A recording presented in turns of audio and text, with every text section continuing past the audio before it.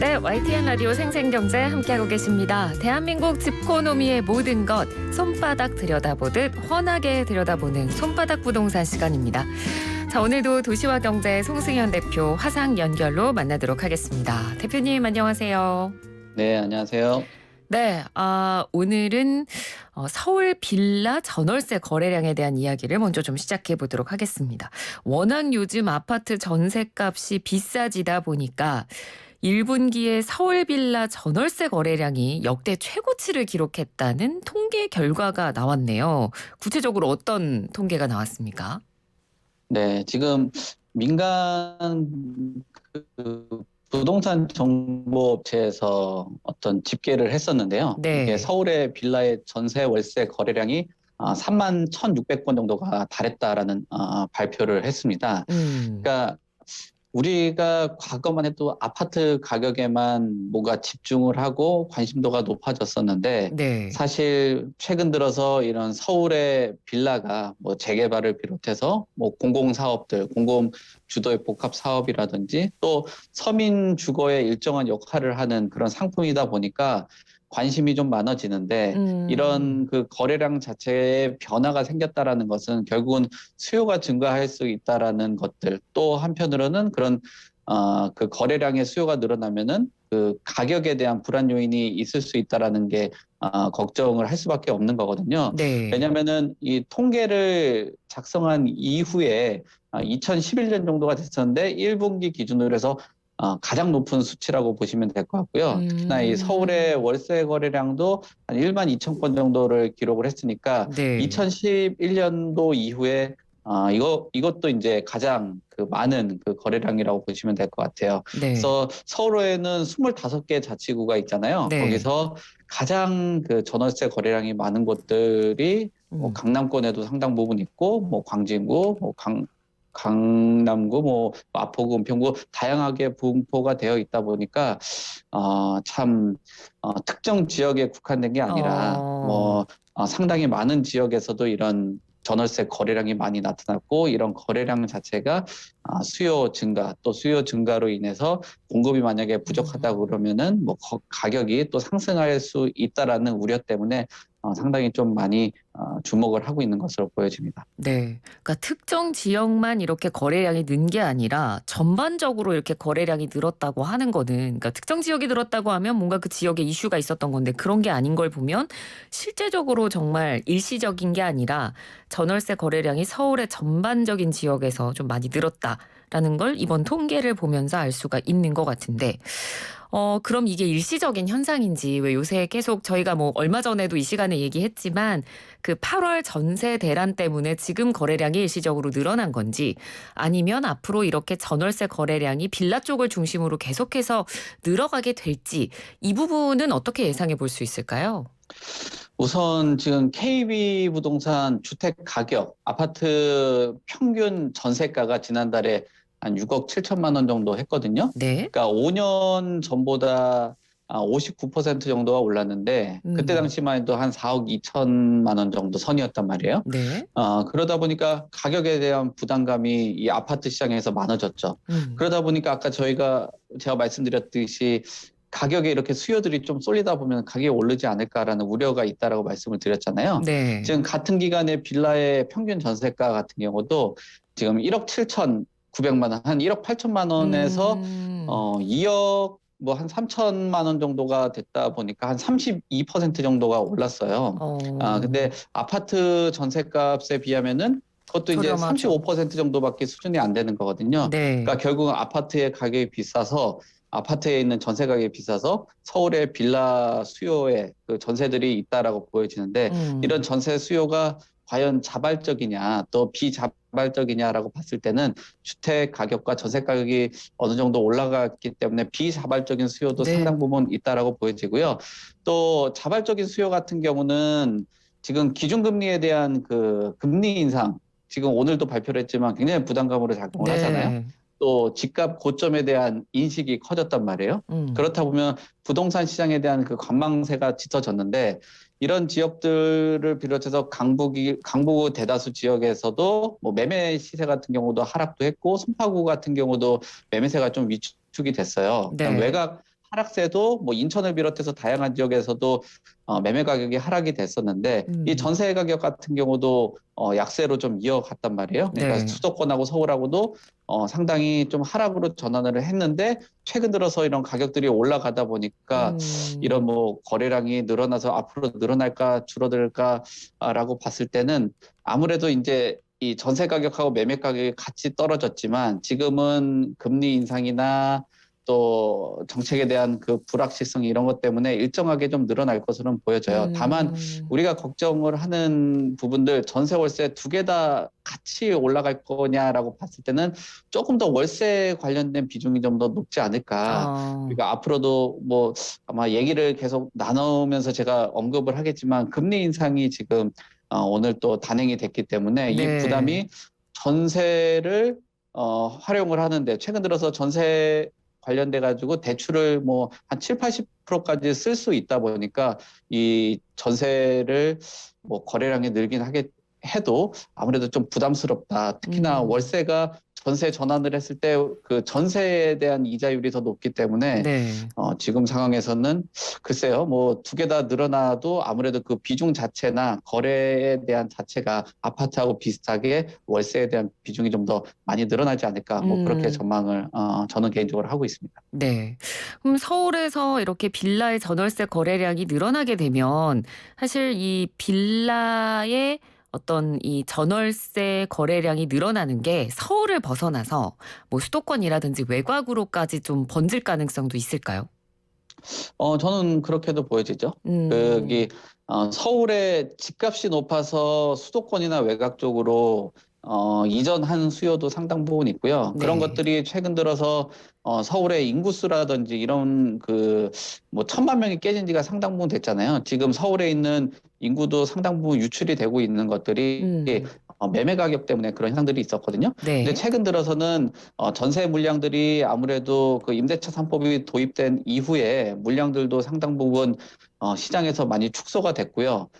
그리고 전세에 대한 가격도 사실 최근 들어서 뭐 보합이다, 하락이다, 신규 계약 같은 경우는 좀 조정을 받았다 얘기는 해도 네. 2년 전에 비해서는 터없이 높은 수준이긴 하거든요.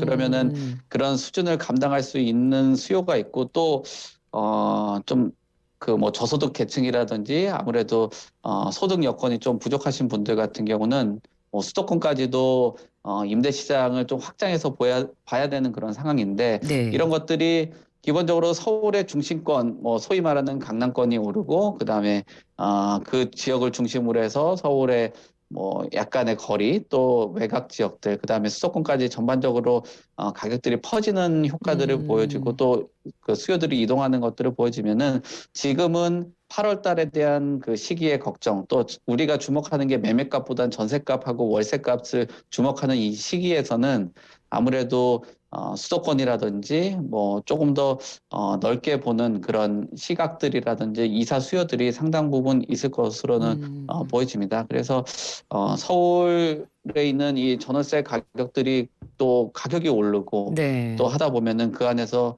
갭 투자 수요라든지 뭐 이런 수요들이 또 올라가면서 다시 매매가를 올릴 수 있다라는 우려들 때문에 아무래도 뭐 조금 걱정을 할 수밖에 없고요. 또 전월세 계약갱신 청구권 같은 경우 소멸한 그 전세 매물이 나온다고 해도 비교적 비싼 가격이기 때문에 네.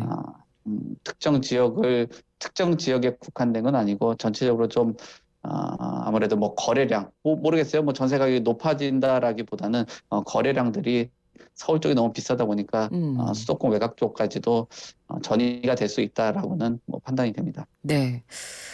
자, 그래서 이거는 뭐 저도 개인적으로 좀 궁금한 부분이긴 한데 만약에 비자발적으로 이제 뭐 전월세 계약을 할 때 빌라를 선택할 수밖에 없는 상황이라면 사실 예전부터 저도 이런 얘기 많이 들었거든요. 그러니까 빌라는 거래할 때 정말 조심을 많이 해야 된다. 뭐 특히 매매가 그렇고 전월세도 사실 빌라는 좀 주의해야 될 부분이 많다라는 얘기를 워낙 많이 들어서 아무리 임대로 들어간다 하더라도 아파트보단 왠지 좀 불안한 느낌이 있거든요, 빌라는.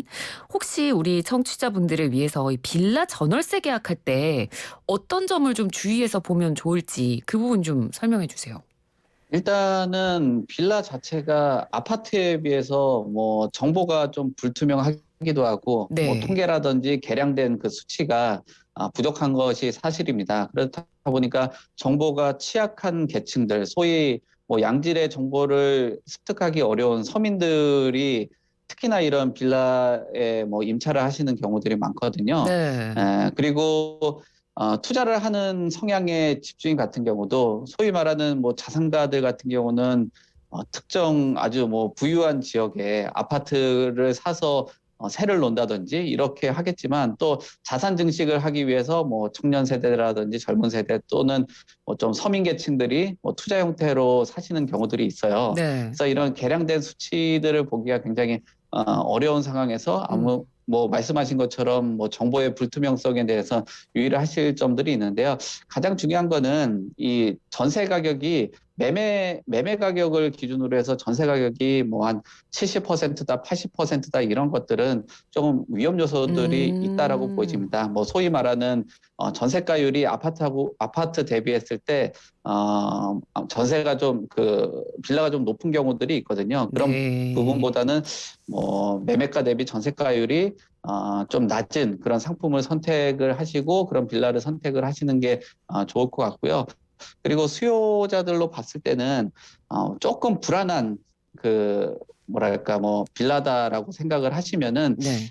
아까 제가 말씀드렸듯이 월세 거래량들이 많이 증가를 한다라고 말씀을 드렸잖아요. 네. 그렇다 보면은 약간의 그 보증금을 조금 줄이더라도 월세의 일정 부분 금액을 납부를 하는 게 지금 이자가 올라가는 부분도 있고 또 소위 말하는 그 깡통 전세라든지 이런 그렇죠. 것들을 대응을 하기 위해서는 약간의 뭐 보증금을 조금 조정을 하면서 그 월세를 좀 늘리는 쪽으로 선택을 하시는 음. 게 좋지 않을까. 뭐 이런 지금 시기에서는 그런 선택을 하는 게 조금 더 안정적이라고 생각이 듭니다. 네, 알겠습니다. 혹시 빌라 전월세 거래할 계획이 있으신 분들은 방금 우리 대표님께서 말씀해 주신 이 두 가지 좀 유의를 해서 보시면 될 것 같습니다.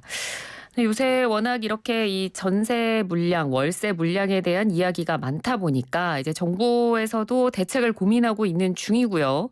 그래서 뭐 6월에 곧 이제 관련 대책 발표한다는 이야기를 원희룡 장관이 하기도 했는데 그래서 가장 단기 대책으로 거론이 되고 있는 부분이 바로 뭐 이른바 전월세 금지법으로 불리는 실거주 의무제거든요.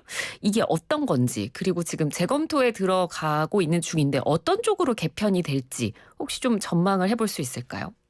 뭐 전망이라기보다는 아무래도 진행자께서 말씀을 하셨고 또 장관이 이야기한 그 내용이 기초 틀이라고는 보여져요. 음. 지금은 이제 분양가 상한제 적용하는 아파트를 받아서 수분양자들이 5년 정도를 이제 실거주 의무를 지켜야 되거든요. 네. 그러니까 원래는 아파트를 분양을 받고 나면은 이게 실제 거주를 하시는 경우도 있겠지만 예전에는 뭐 투자 수요들이 있어서 사놓고 이 시장에 있는 그 일정한 물량들을 전세로 공급을 했었거든요. 근데 네. 5년의 실거주 의무가 있다 보니까 뭐 예를 들면 1000세대짜리 아파트가 공급이 된다라고 해도 뭐 특정 지역 같은 경우는 뭐 10% 정도만 그 전세로 나오고 나머지는 다 실거주를 해버리는 경우들이 있단 말이에요. 네. 그러니까 이런 부분들 실거주 의무를 좀 줄여주게 된다라면은 아무래도 그 본인이 실거주하는 비중보다는 이런 것들을 좀 줄여서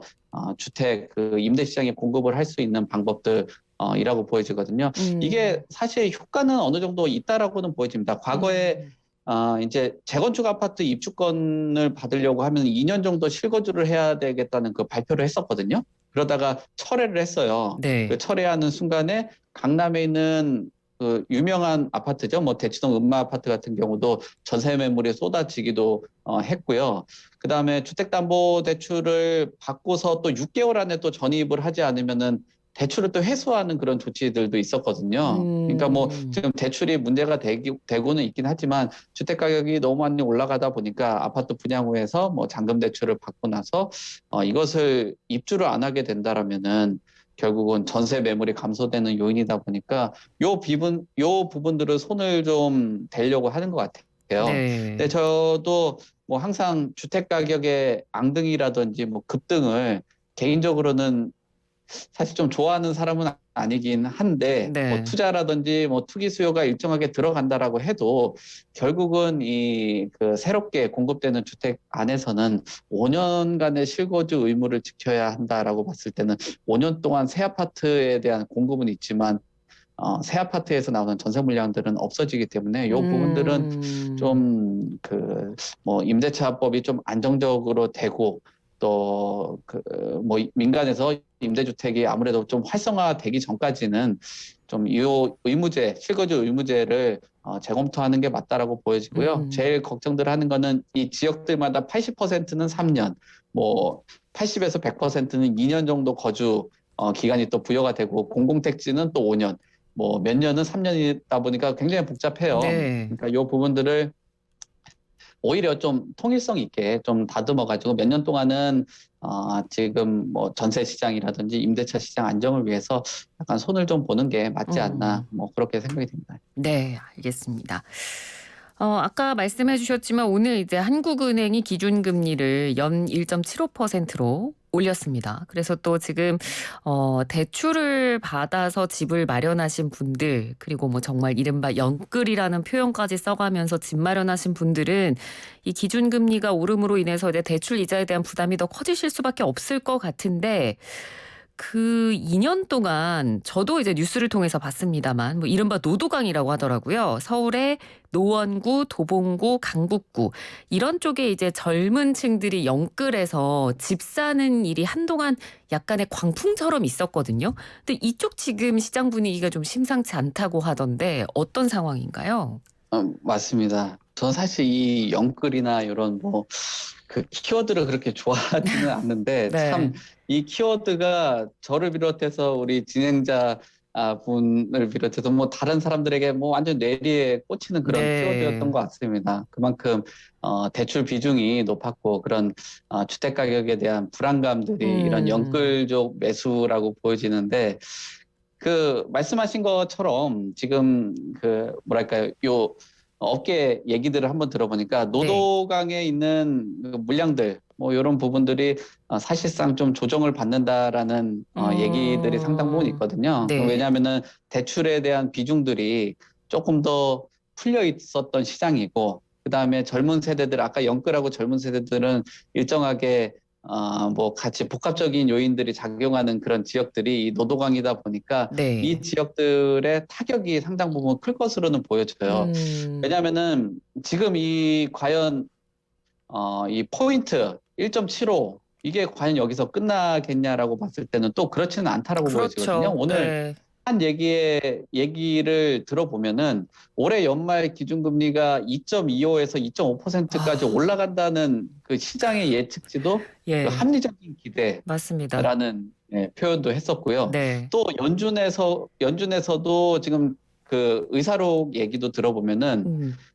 빅스텝이라고 얘기하는 0.5%, 또 뭐 기준금리를 두어 번 정도 올리는 게 적절하다라는 그런 표현들을 한 것 같아요. 네. 그러니까 우리나라뿐만 아니라 전 세계적으로 지금 금리를 올려야 되겠다. 음. 그다음에 이 치솟는 물가를 잡기 위해서 뭐 치솟는 물가라고 하면 어떻게 보면 부동산도 포함되어 있다라고 봐야 될 것 그렇죠. 같습니다. 네네. 네, 이런 것들을 잡아야 되겠다라는 건데 결국은 이런 인플레이션 압력을 좀 막기 위한 방법으로 금리를 쓰게 되는 거고 음. 이 쓴 그 뭐랄까요 뭐 방향성 자체가 최근 말씀하셨던 2년 동안 영끌족 또 영끌족들이 매수를 많이 했던 노동강 같은 경우는 상당히 큰 타격을 입지 음. 않을까. 뭐 몇 년 동안이나 아마 소득을 일정하게 소득이 뭐 체증적으로 계속적으로 상향하는 소득 계층이라고 한다라면은 충분히 감당을 할 수도 있다라고는 보여지지만 네. 절대값을 놓고 소득이 뭐 소위 가파르게 지금 소득이 올라가지 못하는 그런 상황에서는 이런 금리에 대한 부담감, 아까 음. 합리적인 예측치라고 보는 기대라고 보는 2.5%까지 올라간다라고 하면 영끌 매수, 그렇군요. 특히나 뭐 신용금리까지도 활용하신 분들에게는 글쎄요, 참 뭐 부담감으로 작용할 수밖에 없다. 그래서 아까 뭐 전세나 월세 거래량이 많이 늘어나는 게 이런 추이들을 보고 이제는 주택을 사는 것보다는 당분간은 좀 도피처가 되는 그 네. 전세, 월세 이 시장에 좀 머무르겠다라는 그런 수요들도 상당 부분 있다라고 봐야 될 것 같습니다. 네.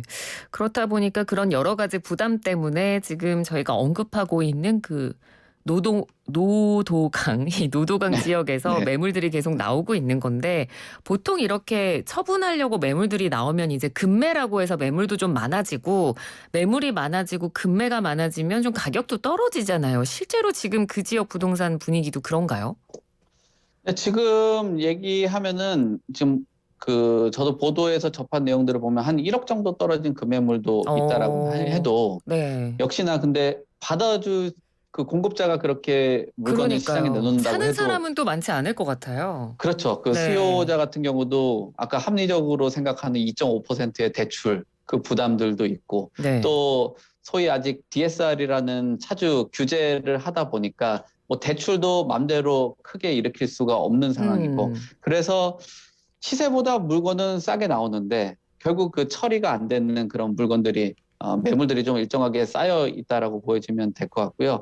이 거래된 매물 자체도 1월부터 4월까지 뭐 노도강이라고 말하는 그 아파트 단지에서도 총 거래 건수가 621건이라고 조사되어 있거든요. 네. 이게 지난해 같은 기간에는 뭐 내용들 보니까 2,888건이란 말이에요. 그러면은 2,200건 정도가 줄어들었고 퍼센트로 얘기하면은 78% 거의 한 80% 가까이가 줄어든 거예요. 네. 웬만한 사람들은 이 환경 안에서 뭐 급매물이라고 해도 보는 사람들마다 좀 다른 거잖아요. 이 최근에 시세에 대해서 1억 빠졌으면 급매물이라고 보시는 분들도 있겠지만 2년, 3년 전부터 그 시장을 바라보고 주택 매수를 고려했던 사람에게 몇 억씩 오른 가격에서 1억 빠졌다라는 거는 내 대출 금리하고 대출도 나오지 않는 한도 안에서 네. 또 추가적으로 신용대출을 하려서 소위 말하는 그 연끌 매수는 좀 어려운 그런 상황이라고 보셔야 될 것 같고요. 또 앞으로 이런 그 뭐랄까요, 뭐 공급 정책이라든지 또 뭐 장관이 뭐 새롭게 오고 나서 또 새로운 기대감들이 있잖아요. 뭐 네. 반값 아파트라든지 뭐 청년들을 위한 주택들 이런 것들도 나온다고 하고 또 사전 청약도 하고 3기 신도시 공급도 하겠다라는 그 내용들이 있다 보니까 너무 높은 가격에 금리도 이렇게 부담스러운 것보다는 아무래도 전월세 시장에서 머물면서 그 향후에 나오는 뭐 공급들 그런 것들을 한번 노려보는 시장 뭐 이렇게 조성이 된다라고 봐야 될 것 같습니다. 결국 공급자가 바라보는 주택 가격의 시각하고 수요자가 바라보는 주택 가격의 시각 이런 게 매칭이 안 되기 때문에 아무래도 네. 거래가 되지 않았다라고 보여질 것 같습니다. 지금은 분명한 거는 수요자들이 감당하기에는 상당히 높은 가격으로 형성됐다라고 보는 게 좀 더 합리적인 부동산 시장의 시각이라고 볼 수가 있을 것 같습니다. 네, 알겠습니다. 오늘 말씀 잘 들었습니다. 고맙습니다. 네, 감사합니다. 네, 지금까지 손바닥 부동산 도시와 경제 송승현 대표였습니다.